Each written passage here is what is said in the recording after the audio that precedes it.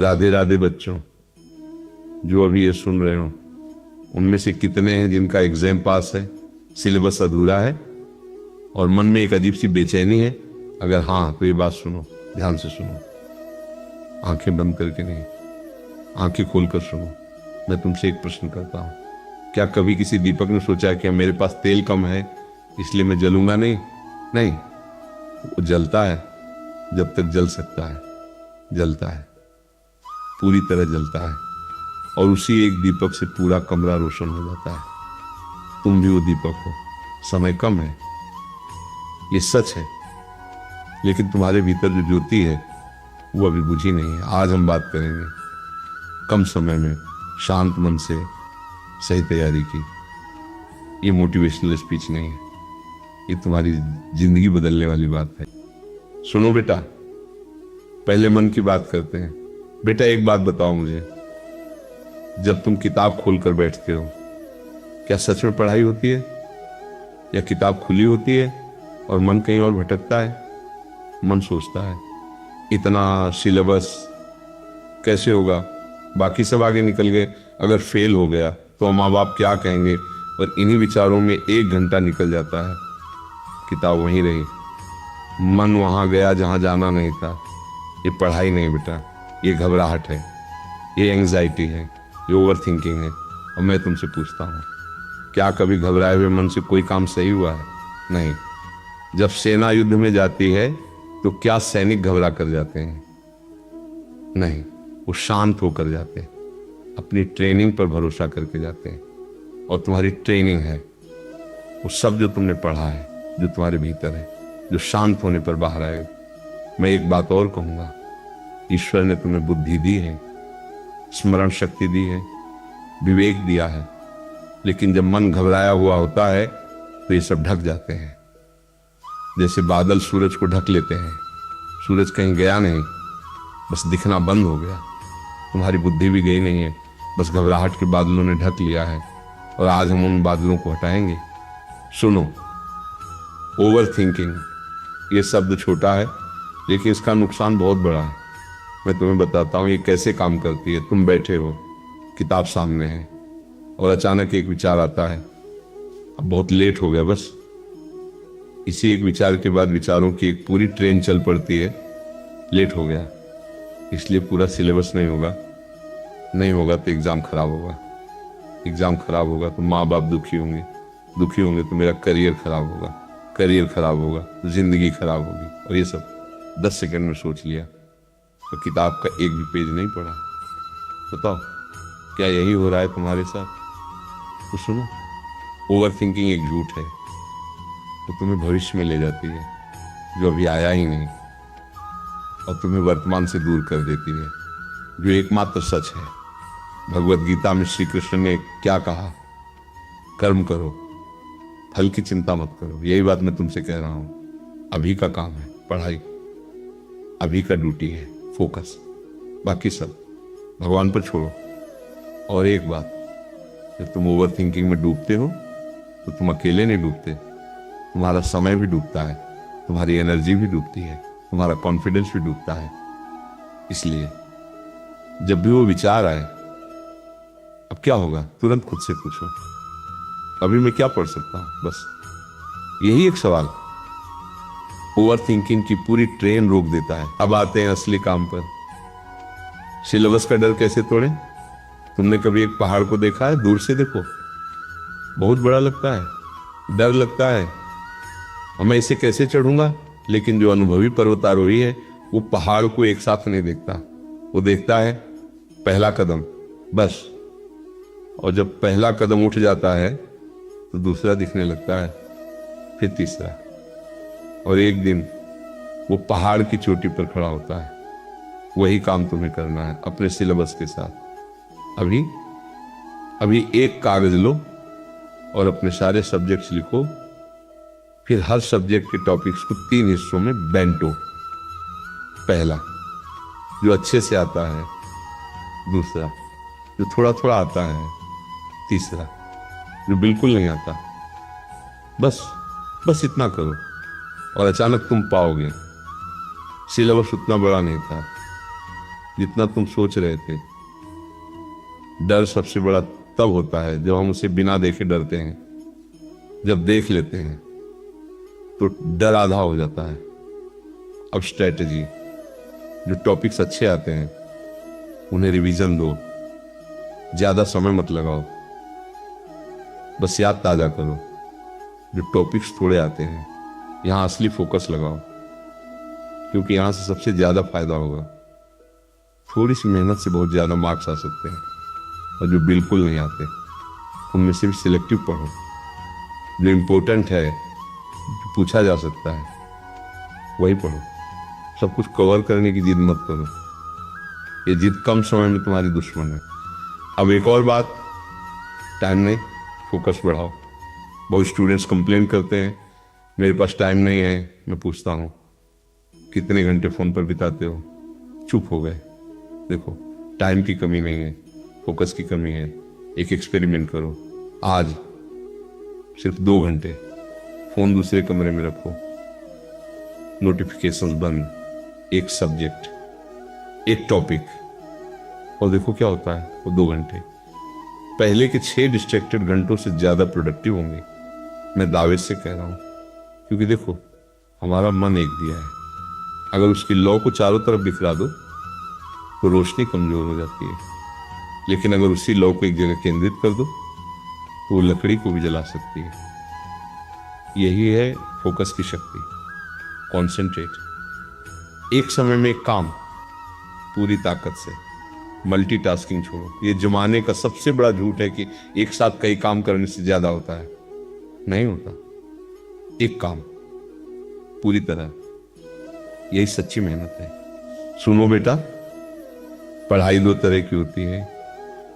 एक वो जो स्कॉलर करता है, हर लाइन हर वर्ड गहराई से। दूसरी वो जो एग्जाम देने वाला स्टूडेंट करता है, स्मार्ट, टारगेटेड, फोकस्ड। जब समय भरपूर हो स्कॉलर वाली पढ़ाई करो, जब समय कम हो एग्जाम वाली पढ़ाई करो। और ये कोई शॉर्टकट नहीं है, ये समझदारी है। कम समय में नोट्स से पढ़ो, अगर नोट्स नहीं है तो अभी शॉर्ट क्रिस्प अपनी भाषा में प्रीवियस ईयर क्वेश्चंस देखो। ये सोने की खान है, क्योंकि जो टीचर ने पिछले साल पूछा वो पैटर्न बार बार दोहराता है। इंपॉर्टेंट टॉपिक्स पहचानो। हर चैप्टर में 20% ऐसा होता है जो 80% मार्क्स लाता है, उसे ढूंढो, उसे पक्का करो। और हर लाइन याद करने की जिद छोड़ो, कॉन्सेप्ट समझो, अप्लाई करना सीखो। याद रखो, एग्जाम हॉल में किताब नहीं जाती, दिमाग जाता है, और दिमाग कॉन्सेप्ट याद रखता है, लाइंस नहीं। और अब वो एक चीज जो सबसे ज्यादा स्टूडेंट्स इग्नोर करते हैं, रिवीजन। एक बार पढ़ा, लगा, हाँ हो गया, एग्जाम में गए, सब भूल गए। ऐसा क्यों होता है? क्योंकि हमारा मन एक बार पढ़ी चीज को परमानेंट स्टोर नहीं करता, वो टेस्ट करता है क्या ये जरूरी है। अगर बार बार नहीं पढ़ा तो मन समझता है जरूरी नहीं और भूल जाता है। लेकिन जब तुम रिवीजन करते हो तो मन को सिग्नल मिलता है, ये इंपॉर्टेंट है, इसे याद रखो, और वो याद रखता है। रिवीजन का एक सिंपल रूल, हर दिन जो आज पढ़ा उसे शाम को एक बार देखो, हर हफ्ते, पूरे हफ्ते का एक बार, एग्जाम से पहले, सब कुछ एक बार। जो स्टूडेंट ये करता है वो एग्जाम हॉल में घबराता नहीं, क्योंकि उसे पता है मैंने ये पढ़ा है, मुझे याद है। और ये कॉन्फिडेंस ये पेपर में दिखता है, एग्जामिनर भी महसूस करता है इस स्टूडेंट ने मेहनत की है, इसने सोचा है, इसे पता है। अब एक बात जो तुम्हें शायद पसंद न आए लेकिन जरूरी है, नींद। बहुत स्टूडेंट्स सोचते हैं रात को 2-3 बजे तक पढ़ूंगा, ज्यादा पढ़ लूंगा। बेटा, थका हुआ दिमाग याद नहीं रखता। तुम 5 घंटे पढ़ोगे थक कर, वो 2 घंटे से भी कम प्रोडक्टिव होगा। और सुबह एग्जाम में दिमाग ब्लैंक हो जाएगा, क्योंकि नींद में जो हमने दिन में पढ़ा वो ब्रेन में स्टोर होता है, मेमोरीज बनती है। नींद छोड़ी, मेमोरीज भी नहीं बनेंगी। 6 से 7 घंटे सो। अच्छा सो, ये पढ़ाई का हिस्सा है। और खाना, जब हम घबराते हैं तो कुछ लोग खाना छोड़ देते हैं, कुछ बहुत ज्यादा खा लेते हैं। दोनों गलत हैं। हल्का खाओ, पानी पियो, थोड़ा टहलो, शरीर स्वस्थ होगा तो मन स्वस्थ होगा, मन स्वस्थ होगा तो पढ़ाई होगी। ये चेन है, एक कड़ी कमजोर हुई तो पूरी चेन टूट जाती है। और अब सबसे गहरी बात, जो सुनने में सिंपल लगे लेकिन है बहुत प्रोफाउंड। बहुत स्टूडेंट्स कहते हैं अब तो भगवान ही बचा सकते हैं, और मैं कहता हूं हाँ, भगवान बचा सकते हैं, लेकिन भगवान उसकी नाव खींचते हैं जो खुद चप्पू चला रहा हो। जो किनारे पर बैठकर इंतजार करे उसकी नाव वहीं रहती है। गीता में कहा है उद्धरेत आत्मनात्मानम, अपना उद्धार खुद करो। भगवान साथ देते हैं, रास्ता दिखाते हैं, शक्ति देते हैं, लेकिन चलना तुम्हें ही होगा।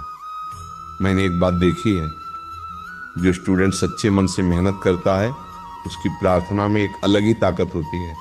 वो भगवान के सामने जाता है और कहता है प्रभु मैंने जो कर सकता था किया, अब तुम्हारी कृपा चाहिए। और उस प्रार्थना में एक सच्चाई होती है, एक निश्चलता होती है। भगवान उसे सुनते हैं, लेकिन जो खाली बैठकर कहता है भगवान मेरा एग्जाम पास करा दो, वो प्रार्थना हॉलो है, कमजोर है, क्योंकि उसमें कर्म नहीं है, केवल मांग है। और ईश्वर भिक्षा नहीं देते, वो कर्म का फल देते हैं। इसलिए पहले किताब खोलो, पूरी ताकत लगाओ, पूरी ईमानदारी से, फिर भगवान के सामने बैठो, आंखें बंद करो, एक पल शांत रहो और कहो प्रभु मैंने अपना काम किया, बाकी तुम जानो। और फिर छोड़ दो। ये छोड़ना वीकनेस नहीं है, ये सबसे बड़ी स्ट्रेंथ है। इसे कहते हैं समर्पण। अब बात करते हैं उन आखिरी दिनों की, जो एग्जाम से ठीक पहले होते हैं। ये दिन सबसे कीमती होते हैं और सबसे ज्यादा बर्बाद होते हैं। क्यों? क्योंकि इन दिनों में स्टूडेंट्स एक बड़ी गलती करते हैं, नया टॉपिक उठा लेते हैं। ये चैप्टर तो किया ही नहीं, अब इसे भी देख लेते हैं। मत करो, मत करो। अधूरा नया टॉपिक पुराने पक्के टॉपिक से भी ज्यादा नुकसान करेगा। कंफ्यूजन क्रिएट होगा, कॉन्फिडेंस टूटेगा। आखिरी दिनों में रिवाइज करो, नोट्स देखो, PIQ सॉल्व करो, मॉक टेस्ट दो, और सबसे जरूरी मन शांत रखो। एक बात और, एग्जाम की रात देर तक मत जागो। अगर तुमने मेहनत की है तो सोना जरूरी है। नींद तुम्हारी तैयारी को सेटल करती है। और सुबह एग्जाम से पहले अपने नोट्स एक बार देखो, फिर भगवान को याद करो, शांत मन से जाओ। घबराया हुआ स्टूडेंट वो भी भूल जाता है जो जानता है। शांत स्टूडेंट वो भी याद कर लेता है जो कम जानता है। शांति एग्जाम का सबसे बड़ा हथियार है। और अब मैं तुमसे कुछ पूछना चाहता हूं, तुम यहां तक कैसे आए? सोचो, जब पहली बार स्कूल गए सब नया था, डर था। जब पहली बार किसी कठिन टॉपिक से सामना हुआ लगा नहीं होगा, लेकिन हुआ, क्योंकि तुमने छोड़ा नहीं। तुम्हारे भीतर वो शक्ति है जो हर बार उठाती है, जो हर बार कहती है एक बार और। वो शक्ति कहीं गई नहीं, बस थोड़ी सी घबराहट के नीचे दब गई है। आज उसे जगाओ, उससे बात करो, कहो मुझे तेरी जरूरत है आज, अभी, इस मोमेंट में। और वो जागेगी, मैं वादा करता हूं।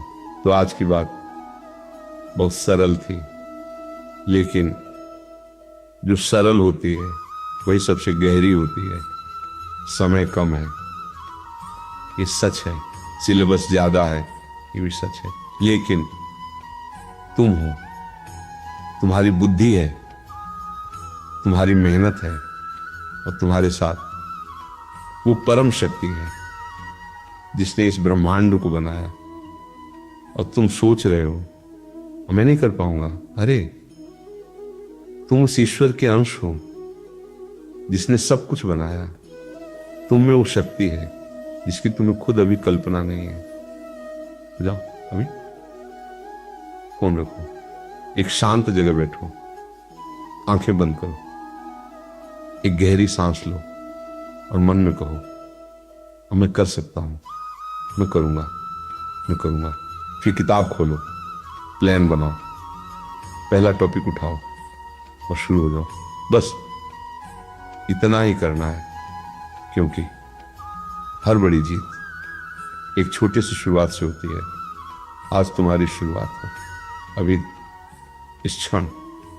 और याद रखना, जब एग्जाम खत्म होगा, जब रिजल्ट आएगा, उस दिन तुम पीछे मुड़कर देखोगे और कहोगे हाँ, उस दिन जब सब लग रहा था कुछ नहीं होगा, उस दिन मैंने हार नहीं मानी, उस दिन मैं उठा, उस दिन मैंने शुरुआत की।